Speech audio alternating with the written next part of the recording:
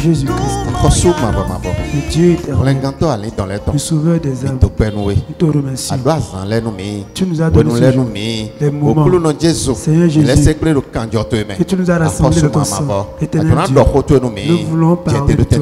Que ta grâce ait pitié de nous pour toute l'éternité. Au nom de Jésus-Christ. Gloire à Dieu. Alléluia. Alléluia. Amen. Le sujet sur lequel nous allons soyons réconciliés avec Dieu est intitulé Soyons réconciliés avec Dieu. Soyons réconciliés avec Dieu. Gloire à Dieu. Alléluia. Cela est extrait du livre des Colossiens. Chapitre 1. L'épître d'apôtre Paul aux Colossiens, chapitre 1. Verset 20 à 22. Le verset 20 au 22e verset. Il a voulu par lui réconcilier tout avec lui-même.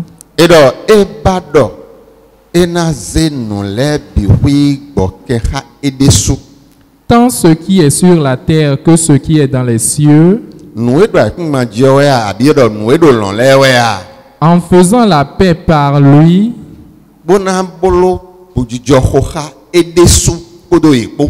par le sang de sa croix. Et vous, qui étiez autrefois étrangers et ennemis par vos pensées,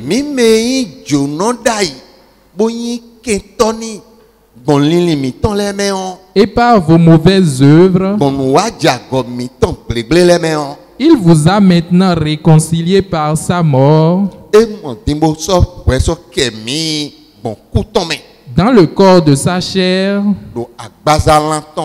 pour vous faire paraître devant lui saint, irrépréhensible et sans reproche. Seigneur Jésus-Christ, prends pitié de nous. Au nom de Jésus-Christ. Gloire à Dieu. Alléluia. Vous et moi, nous étions inimitiés avec Dieu pendant de bonnes années. Depuis le jour où l'homme a connu la chute dans le jardin d'Éden, l'homme est devenu ennemi de Dieu parce que l'homme a désobéi à la voix de Dieu. Et l'Éternel a dit à l'homme, je te chasse de la maison. Tu ne peux plus rester dans la maison. Toi et moi, nous n'avons plus rien d'un commun accord. Et l'homme est allé en esclavage. Le livre de Genèse, chapitre 3. Le chapitre 3, verset 22. À partir du 22e verset, verset 24, au 24e verset, l'homme a été chassé du jardin à cause de sa désobéissance. Ce qu'il a fait de mal, parce qu'il n'a pas obéi à la voix de Dieu. Il a désobéi à la voix de Dieu. Lisons le passage. L'Éternel Dieu dit, voici, l'homme est devenu comme l'un de nous, pour la connaissance du bien et du mal. Empêchons-le maintenant d'avancer sa main, de prendre de l'arbre de vie,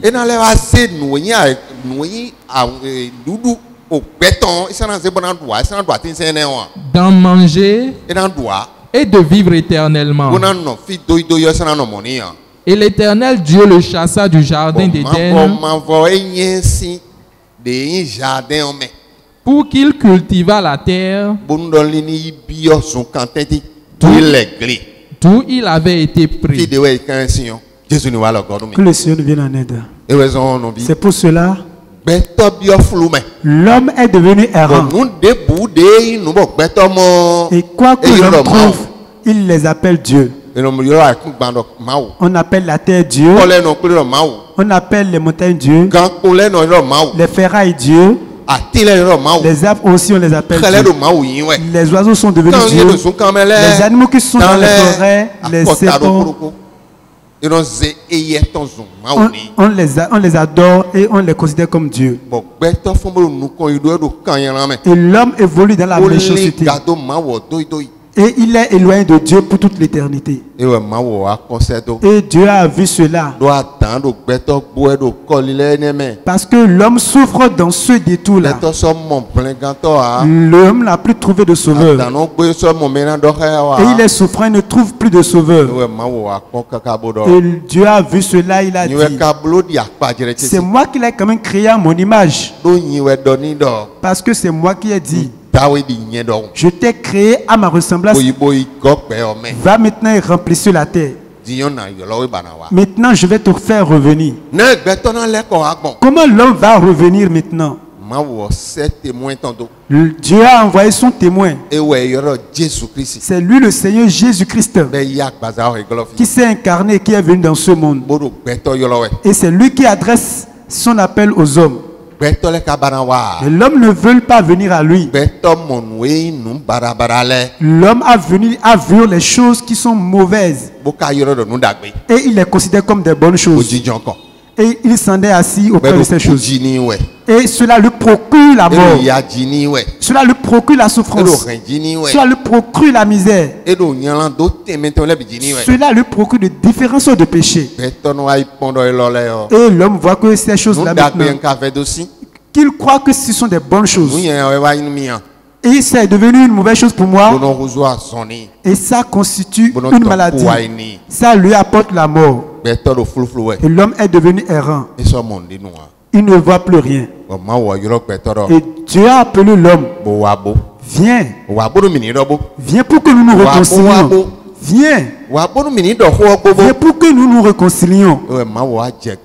Et c'est là où Dieu s'est mis à la recherche de l'homme. Et il a commencé par rechercher tous les hommes. Et c'est pour cela qu'il a dit, Dieu a tant aimé le monde qu'il a envoyé son Fils unique afin que quiconque croit en lui ne périsse point mais qu'il ait la vie. Ce travail que le Seigneur, que Dieu a fait dans le monde, il ne veut qu'une seule chose pour l'homme. Il veut que l'homme reconnaisse ses fautes, que c'est moi, c'est à cause de moi-même que je suis allé en esclavage. Le péché constitue le fruit de mon esclavage. Si l'homme ne reconnaît pas cela, il peut avoir la réconciliation. Il doit d'abord reconnaître ça. Et c'est pour cela les hommes, ils doivent écouter la parole de Dieu. Et la parole de Dieu va leur montrer le chemin, va leur ouvrir les oreilles, va changer leur cœur, que de reconnaître leur péché, qu'ils ont péché contre Dieu. Et maintenant se revenir à Dieu. S'ils ne reviennent pas à Dieu, pour revenir à Dieu, il y a un seul chemin qu'il faut prendre. Et le chemin là, c'est Jésus-Christ. Il n'y a plus d'autre chemin. Il n'y a plus d'autre chemin où l'homme peut prendre. Le livre de chapitre 4, verset 12. À partir du 12e verset, il nous a dit que là où l'homme peut prendre part, c'est seulement Jésus-Christ. Parce qu'en voulant le dire dans le livre d'Éphésiens, le chapitre 2, c'est verset 14. À partir du 14e verset, verset 18, au 18e verset, il a dit quoi? Ils ont le passage. Éphésiens 2, verset 14 à 18. Car il est notre Père, lui qui des deux n'en a fait qu'un, et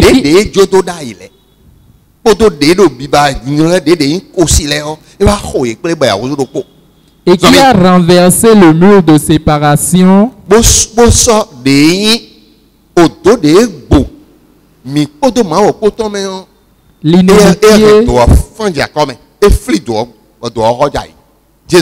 c'est Jésus-Christ. Cette muraille qui constitue une unité entre nous et Dieu. Christ à travers le calvaire. Allons-y dans le pays. Ayant anéanti par sa chair la loi des ordonnances dans ses prescriptions,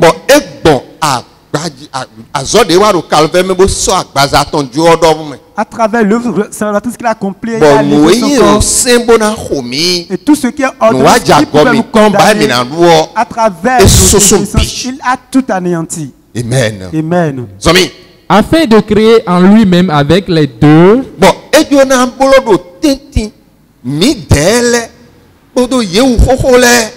un seul homme nouveau,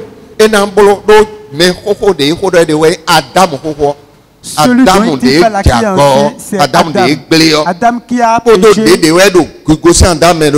et ceux-là qui sont les descendants d'Adam, il fera qu'ils vont se réconcilier avec Dieu. Amen. Amen. En établissant la paix et de les réconcilier l'un et l'autre en un seul corps avec Dieu par la croix, en détruisant par elle l'inimitié. Cela vous le sacrifice que le Seigneur a fait sur le calvaire, son corps qu'il a livré sur le Golgotha, la mort qui est en moi, ce qui est conçu, la mort qui est en toi, ce qui est misé qui est en toi, ce qui constitue une amitié entre nous et Dieu. À travers cette œuvre, Christ a anéanti l'inimitié. Donc aujourd'hui, si quelqu'un se donne à Jésus-Christ et qu'il se cache en Jésus-Christ, donc l'inimitié est anéantie. Amen. Amen. C'est pour cela le livre de Romains, chapitre 8. Le chapitre 8, c'est premier verset. À partir du premier verset. Il a dit quoi? Il n'y a donc maintenant aucune condamnation pour ceux qui sont en Jésus-Christ. Alléluia. Amen. Il n'y a plus condamnation pour ceux-là qui sont adorés, qui se sont cachés en Jésus-Christ. Si tu te caches en Jésus-Christ, Christ va te protéger. Et toi, tu n'iras plus. Mais quand tu ne viens pas à Christ, toi qui n'étais pas donné à Christ, lorsque tu vas rester dans ce monde, quoi que tu sois dans ce monde, quoi que tu sois dans ce monde, quel que soit ce que tu fais, quel que soit ton rang social, quelle que soit ta richesse, tu iras en enfer. Il n'y a même pas de demi-tour. C'est Christ que tu as reçu. Parce que c'est Christ qui est notre avocat. C'est lui qui a dit qu'il va s'adonner pour pouvoir se sacrifier à notre place. Et nous devons avoir maintenant une communion avec Dieu. Et quand nous allons quitter ici, nous irons dans le paradis, dans le royaume de Dieu. Je prie le Seigneur que cela trouve de place en nous. Alors nous disons que l'Éternel, c'est Jésus-Christ. C'est celui qui peut nous réconcilier avec Dieu. Celui qui a fait que nous sommes devenus amis de Dieu. Excepté lui, l'homme n'a pas accès à Dieu. Parce que l'homme est devenu ennemi de Dieu à travers le comportement. C'est pour cela aujourd'hui, frères et sœurs dans le Seigneur, tu dois chercher Jésus-Christ. Que rien ne t'empêche, que ce soit le mari, que ce soit ta femme, même ton boulot, ce que tu es dans ce monde, que nul ne t'empêche de te réconcilier avec Dieu. Parce qu'il va revenir. Et tu vas vouloir le chercher et tu ne le trouveras plus. Tu vas vouloir trouver Dieu et ce serait trop tard. Frères et sœurs dans le Seigneur, je te demande aujourd'hui, cherche le chemin en même temps.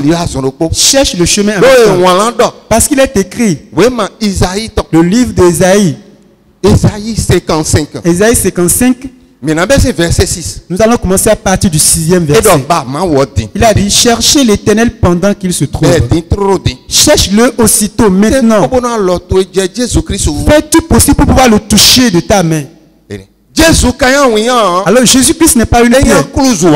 Ce n'est pas une croix. Il ne se retrouve pas dans les bougies. Il ne se retrouve pas dans les eaux. Non, du tout pas. Ne te trompe pas. Que personne ne te trompe. Jésus-Christ est esprit. Et il se cache dans la parole de Dieu. C'est ceux-là qui ont reçu la parole qui l'ont reçu. C'est celui qui a reçu la parole de Dieu qui l'a reçu. Si tu n'as pas reçu la parole, alors là c'est fini. Et ce n'est pas une parole n'importe laquelle. La parole de vie. Parce qu'il est écrit dans le livre de Romains, le chapitre 9, à partir du 6e verset, que la parole de Dieu, qu'elle ne manque pas de la puissance. Elle n'a pas manqué de puissance. Non. C'est ceux-là qui sont venus auprès de la parole qui ont manqué cette capacité de la recevoir, de la comprendre. Que le Seigneur Christ nous l'accorde. Qu'il nous l'accorde cela. Pour que la puissance qui s'y retrouve, c'est ça que nous allons chercher. C'est pour cela le passage dit quoi? Le livre d'Ésaïe. Chapitre 55. Chapitre 55, le verset 6. Cherchez l'Éternel pendant qu'il se trouve. Invoquez-le tandis qu'il est prêt. Parce qu'il est prêt. Et très bientôt la porte sera fermée. Le monde est en train de s'agiter. Le monde s'agite. Et il ne cherche pas Dieu. Ce que cherche le monde, les biens de ce monde, les biens de la terre. Et après avoir cherché toutes ces choses, tu vas les laisser sur la terre. Dans ce monde. Aucune de ces choses n'iront avec toi. Ne crois pas qu'en étant allé au cimetière et qu'on a mis sur dans le cercueil les tissus et tout cela a été mis dans le cercueil. Aucune de ces choses ne vont avec lui. C'est seulement l'âme qui y va. Est-ce que l'âme a vu Jésus-Christ? Est-ce que l'âme a vu Jésus-Christ? Est-ce qu'il a de communion, de relation avec Jésus-Christ? Est-ce qu'il a de relation, de communion avec Jésus-Christ? Parce que c'est seulement Jésus-Christ qui est notre avocat défenseur. Si tu ne le connais pas de ton vivant, quand tu vas quitter ce monde, c'est fini. C'est fini. Il n'y a pas de demi-mesure, il n'y a pas de demi-tour. Il n'y a plus de choses à faire, c'est irréparable. Il n'y a pas de supplication à faire après la mort. Que dit le passage? Allons-y. Que le méchant abandonne sa voie.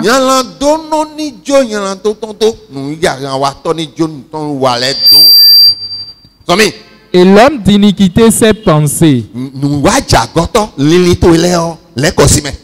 Qu'il retourne à l'Éternel. Qui aura pitié de lui? À notre Dieu qui ne se lasse pas de pardonner.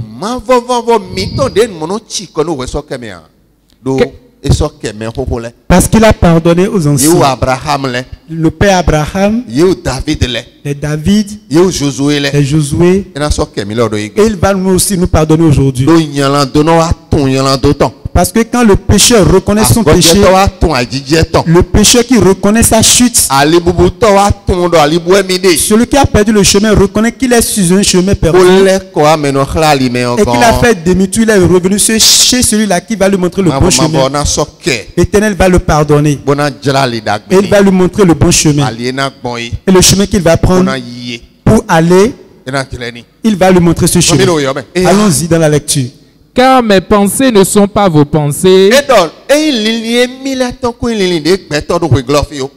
Et vos voix ne sont pas mes voix. Dit l'Éternel. Autant les cieux sont élevés au-dessus de la terre, autant mes voix sont élevées au-dessus de vos voix. Et mes pensées au-dessus de vos pensées. Comme la pluie et la neige descendent des cieux,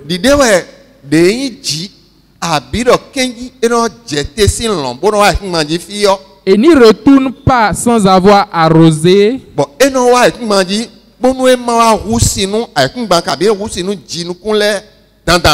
féconder la terre,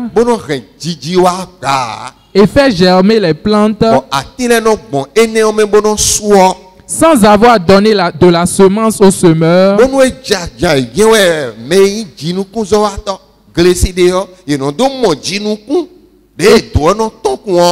et du pain à celui qui mange. Ainsi en est-il de ma parole qui sort de ma bouche. Elle ne retourne point à moi sans effet, sans avoir exécuté ma volonté et accompli mes desseins. Je demande au Seigneur de l'accomplir sur nos pasteurs. C'est à travers la parole de Dieu. C'est à travers la parole de Dieu que nous devons avoir une relation avec Dieu. Quand tu entends la parole va te transformer. La parole va détruire l'inimitié qui est en toi et Dieu. Et ça va te montrer que Dieu est comme ceci. Que c'est lui qui détient toute la capacité. C'est lui qui peut te changer. Il va te montrer le bon chemin. Et tu vas prendre par là et aller. Quand tu prends ce chemin, c'est juste dans la vie éternelle. C'est ça, il nous a dit dans le livre Évangile selon Jean, chapitre 14, à part du premier verset au second verset. Il a dit quoi? Que votre cœur ne se trouble point. Croyez en Dieu et croyez en moi. Il y a plusieurs demeures dans la maison de mon Père. Si cela n'était pas, je vous l'aurais dit.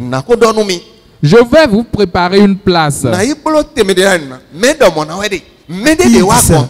C'est à ceux-là qui sont venus vers lui. Ceux-là qui sont venus vers lui. Je vais vous préparer une place. Et lorsque je m'en serai allé et que je vous aurai préparé une place, je reviendrai et je vous prendrai avec moi. Il va prendre ceux-là qui ont accepté, qui sont venus à lui et qui a pris soin d'eux. Et il les a délivrés de toutes les mauvaises choses, de toutes les choses mauvaises. Il les a délivrés de ça. Il les a sanctifiés. Ce sont ceux-là qu'il va prendre. Afin que là où je suis, vous y soyez aussi. Vous savez où je vais et vous en savez le chemin. Donc il disait cela aux disciples qui le suivaient dans le temps. Et eux, ils n'avaient pas la compréhension. Parce qu'il faut une capacité, il faut une puissance d'abord avant d'avoir la compréhension. Et c'est cette puissance à travers la parole de Dieu qu'on a appelé l'Esprit de Dieu. Quand il te visite, l'Esprit Saint va te donner cette capacité de comprendre la parole de Dieu. Il va te donner la capacité de connaître la vie éternelle. Il va te montrer le chemin. Il va te travailler. Il va te conduire sur le chemin. Et c'est de ça qu'il parle. Et ils ont dit quoi? Thomas lui dit, Seigneur, nous ne savons où tu vas. Comment pouvons-nous en savoir le chemin? Jésus lui dit, on l'appelle cela ignorance, la malcompréhension.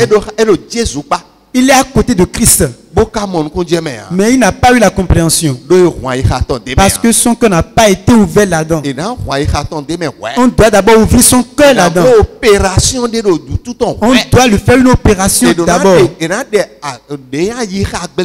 Le cœur mauvais qui est en lui, ce cœur de mort, on doit d'abord ôter ce cœur-là. Si ce cœur-là n'est pas ôté de lui et qu'on n'intègre pas le cœur de chair, le bon cœur en lui, si on ne met pas ce cœur-là en lui, tu ne connaîtras pas les choses célestes au plus grand jamais. Donc c'est ça. On serait en train de le dire à côté de toi, mais tu n'auras pas la compréhension. Donc c'est ça, c'est ce qui est arrivé pour Thomas. Et il est à côté de Christ. Et il ne connaît pas le chemin de la vie. C'est ça il est en train de dire. Seigneur, nous ne connaissons pas le chemin. Et nous ne savons pas là où tu vas. Allons-y. Jésus lui dit, je suis le chemin. Alléluia. Amen. Il a dit que je suis le chemin, la vérité et la vie. Nul ne vient au